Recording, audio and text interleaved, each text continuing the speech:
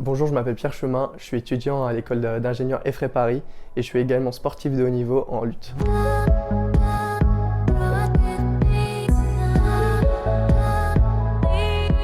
La victoire qui m'a le plus marqué, c'est quand j'ai fait champion de France. Du coup, la première fois que j'ai fait champion de France, parce que on se remémore toute la journée et qu'on pense ah, j'ai fait champion de France quand même. Je suis là, on prend le petit hexagone, je suis le plus fort dans cette zone-là, quoi. C'est un sentiment super satisfaisant et on a vraiment l'impression d'avoir atteint, d'avoir franchi un cap dans sa vie, même si, attention, champion de France, c'est vraiment rien.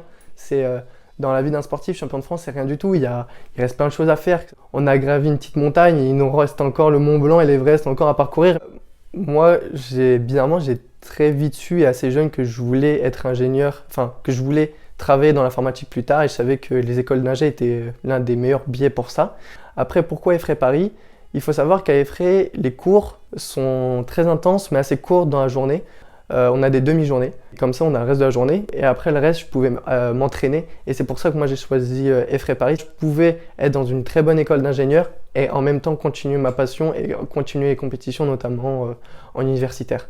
Le fait d'être sportif, notamment un sport de combat, donc là que ce soit la boxe, le judo ou je ne sais quoi, ça vous forge un mental, ce qui va vous permettre d'être à fond et d'avoir un objectif et de tout donner pour obtenir cet objectif-là. Donc par exemple moi, je voulais absolument, par exemple, obtenir une très bonne note dans une certaine matière. Je me suis donné les moyens, j'ai beaucoup travaillé et j'ai finalement réussi à obtenir cette note-là. Alors que quand je regarde certains amis à moi qui n'ont jamais fait de sport, ils vont plus de mal à avoir une hygiène de vie, à vouloir aussi obtenir cet objectif parce que se poser des objectifs mais les obtenir, c'est deux choses complètement différentes. Pour mon quotidien, tout dépend de la phase d'entraînement dans laquelle je vais être. Par exemple, si c'est avant un championnat, si c'est longtemps avant un championnat, si je suis par exemple en prise de masse, parce que donc, du coup en lutte, vu que c'est un sport de combat, un sport de contact, il y a des catégories de poids.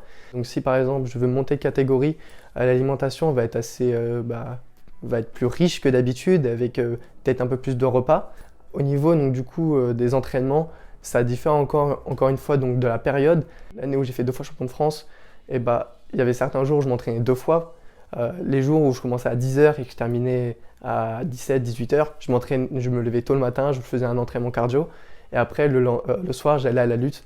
Là en tant qu'étudiant, même si j'ai moins d'heures de cours, j'ai beaucoup plus de travail personnel, donc du coup il y a un peu moins d'heures de travail, d'entraînement, mais les entraînements sont toujours aussi intenses.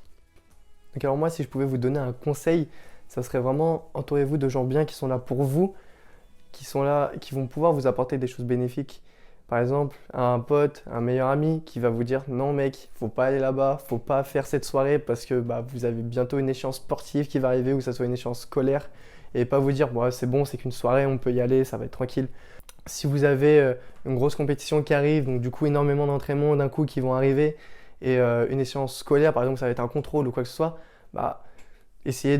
soyez stratégique et soyez planifié, faites-vous un plan de révision par exemple avec un plan d'entraînement. Donc par exemple de telle heure à telle heure, je vais faire un entraînement, après je vais enchaîner sur des révisions, etc.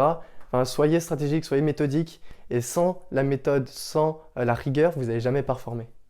Ah, là, je parle comme papa, laisse tomber.